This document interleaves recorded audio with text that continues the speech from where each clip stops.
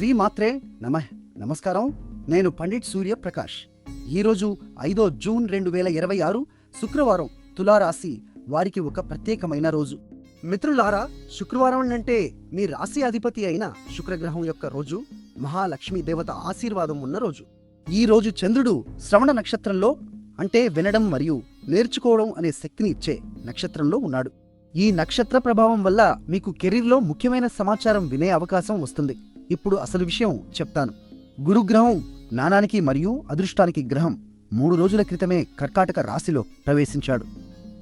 ఇది మీ 10వ భావం, అంటే వృత్తి మరియు సమాజంలో గుర్తింపు యొక్క స్థానం.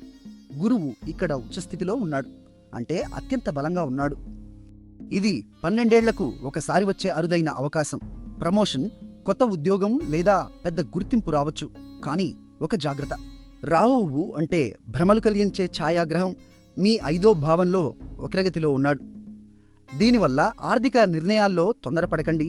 ఊహాజనిత పెట్టుబడులు మానుకోండి. ఈ రోజు మీ అదృష్ట సంఖ్య 6. తెలుపు రంగు ధరిస్తే శుభ ఫలితాలు కలుగుతాయి.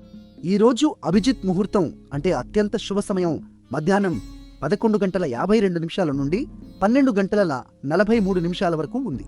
రాహుకాలం అంటే కొత్త పనులు మొదలు పెట్టకూడని సమయం ఉదయం 10:41 నుండి మధ్యాహ్నం 12:17 వరకు ఉంది. నిన్న మా అంచనా మీకు సరిగ్గా వచ్చిందా? కామెంట్లో చెప్పండి.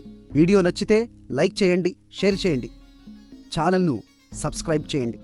ఓం శుక్రాయ నమః అని 3 సార్లు పఠించి మీ రోజును ప్రారంభించండి.